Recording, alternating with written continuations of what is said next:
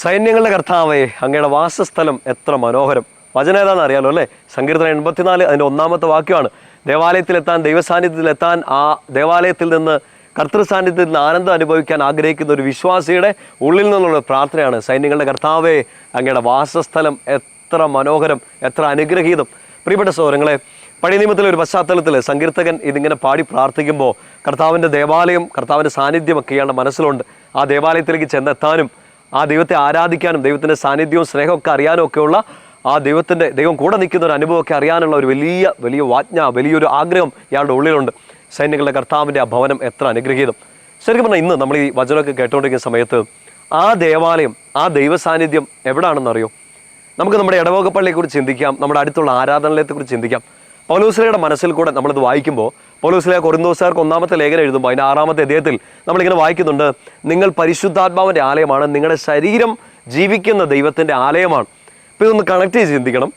സങ്കീർത്തകൻ അത് പാടി പ്രാർത്ഥിക്കുകയാണ്, സൈന്യങ്ങളുടെ കർത്താവേ, ഞങ്ങളുടെ വാസസ്ഥലം എത്ര മനോഹരം.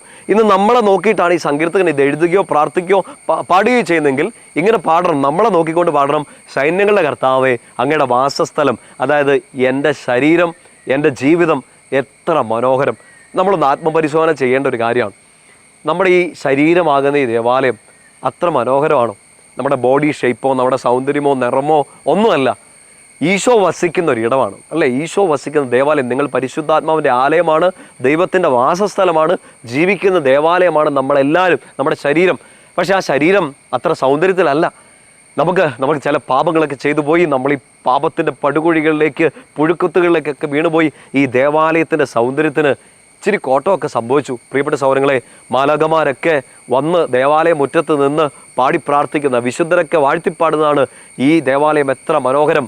ഇന്ന് നമ്മളെ കണ്ടുകൊണ്ടിരിക്കുന്ന നമ്മുടെ കാവൽ മാലാഖ, നമുക്ക് വേണ്ടി പ്രാർത്ഥിച്ചുകൊണ്ടിരിക്കുന്ന നമ്മുടെ വിശുദ്ധർ, പരിശുദ്ധ അമ്മ മാതാവ് ഒക്കെ നമ്മളെ നോക്കിയിട്ട് ഇങ്ങനെ പറയുമോ, സൈന്യങ്ങളുടെ കർത്താവേ, അങ്ങ് വസിക്കുന്ന ഈ മകളുടെ ശരീരം എത്ര മനോഹരം, വിശുദ്ധമായ ഒരു ദേവാലയമാണെന്ന് നമ്മളെ നോക്കിയിട്ട് അത് പറയുമോ?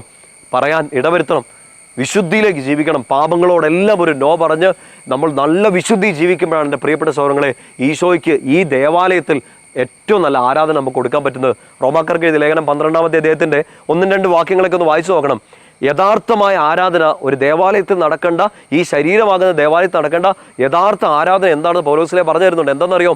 നിങ്ങളുടെ ശരീരത്തെ വിശുദ്ധമായിട്ട് കാത്തു സൂക്ഷിക്കുക, ഇതൊരു ബലിയായിട്ട്, ഒരു ഓഫറിംഗ് ആയിട്ട് ദൈവത്തിന് സമർപ്പിക്കുക. ഇതാണ് യഥാർത്ഥ ആരാധന, പ്രാർത്ഥന. നമ്മൾ വിശുദ്ധ ജീവൻ നയിച്ചാൽ, ഇപ്പം നമ്മളിപ്പോൾ ചിന്തിക്കുകയാണ്, ഈ ശരീരം കൊണ്ട് ഞാൻ തെറ്റ് ചെയ്യാം, എല്ലാവരും ചെയ്യുന്നില്ലേ? ഇതൊരു വലിയ തെറ്റാണോ? ശരീരത്തോട് നമ്മൾ ചെയ്യുന്ന തിന്മകൾ, ആ ലഹരി ഉപയോഗിക്കുന്നത്, മദ്യപാനത്തിലേക്ക് പോകുന്നത്, ചീത്ത വീഡിയോസ് കാണുന്നത്, മാസ്റ്റർബേറ്റ് ചെയ്യുന്നത്, നമുക്ക് ലോകം മുഴുവൻ പറയും ദിസ് ഈസ് നോർമൽ, ഇത് സാധാരണയല്ലേ, എല്ലാവരും ചെയ്യുന്നതല്ലേ. നമുക്കൊരൊറ്റ കാര്യമുള്ളൂ, ഇത് ശരീരം ദൈവത്തിൻ്റെ ആലയമാണ്, എൻ്റെ ഈശോയ്ക്ക് വസിക്കാനുള്ള ശരീരമാണ്.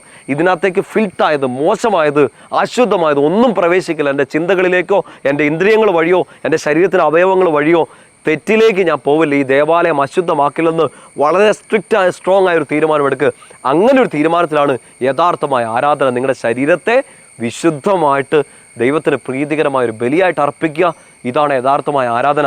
അങ്ങനെ ആരാധിച്ചാൽ കർത്താവ് നൽകുന്ന അനുഗ്രഹത്തെക്കുറിച്ച് തൊട്ടടുത്ത വാക്യത്തിൽ പൗലോസ്ലീഹ പറയുന്നുണ്ട്, ഇങ്ങനെ നിങ്ങൾ ചെയ്താൽ, നിങ്ങളുടെ മനസ്സ് നവീകരിക്കപ്പെട്ടാൽ, നിങ്ങളുടെ ജീവിതം മാറിയാൽ ദൈവഹിതം എന്തെന്ന് നിങ്ങൾക്ക് തിരിച്ചറിയാൻ പറ്റും. നല്ലതെല്ലാം ചെയ്യാനുള്ള ശക്തി നിങ്ങൾക്ക് കിട്ടും. അപ്പം നമ്മളിപ്പോൾ കൺഫ്യൂഷനായിട്ടൊക്കെ നിൽക്കുന്നില്ലേ, എന്നാ ചെയ്യണം, കർത്താവിൻ്റെ ഹിതം എന്താണ്, ഇതൊന്നും കർത്താവ് പറയുന്നില്ലല്ലോ എന്നൊക്കെ ഓർത്ത് വിഷമിക്കുന്നില്ലേ? പൗലോസ്ലീഹ ഒരു വഴി പറഞ്ഞു തരികയാണ് വചനത്തിലൂടെ. നിങ്ങളുടെ ശരീരത്തെ വിശുദ്ധമാക്കുക, നിങ്ങളുടെ ശരീരത്തിൽ ദേവാലയമാക്കുക, ഈശോയ്ക്ക് വസിക്കാൻ പറ്റുന്ന ഒരു ഇടമാക്കുക. ദൈവഹിതം അറിയാൻ വേണ്ടി നിങ്ങൾ ഓടി നടക്കേണ്ടതില്ല. കാരണം ഉള്ളിലിരുന്ന് ആ ഈശോ തന്നെ നിങ്ങളോട് പറഞ്ഞോളും, ഇതാണ് എൻ്റെ ഇഷ്ടം, ഇത് ചെയ്താൽ നീ നന്നാവും, ഇത് ചെയ്താൽ നീ ഓക്കെ ആവും. നമ്മൾ വഴിതെറ്റില്ല, നമ്മൾ വീണു പോവില്ല. അതുകൊണ്ട് നമ്മുടെ ശരീരത്തെ വലിയൊരു വില കൊടുത്ത്, ഈശോ തന്ന ശരീരം, ഈശോ തന്ന നമ്മുടെ കഴിവുകൾ, നമ്മുടെ സമയം, നമ്മുടെ ഓരോ പവറും കപ്പാസിറ്റിയും എല്ലാം ഈശോയ്ക്ക് വേണ്ടി വിശുദ്ധമായിട്ട് സമർപ്പിക്കുക. അങ്ങനെ നല്ല ആരാധനയുടെ മനുഷ്യരാവുക. നിങ്ങളെ നോക്കി, എന്നെ നോക്കി സ്വർഗം മുഴുവൻ പറയട്ടെ, സൈന്യങ്ങളുടെ കർത്താവേ, അങ്ങയുടെ വാസസ്ഥലം എത്ര മനോഹരം. ഈശോ അനുഗ്രഹിക്കട്ടെ. പിതാവിൻ്റെയും പുത്രൻ്റെയും പരിശുദ്ധാത്മാവിൻ്റെയും നാമത്തിൽ ആമേൻ.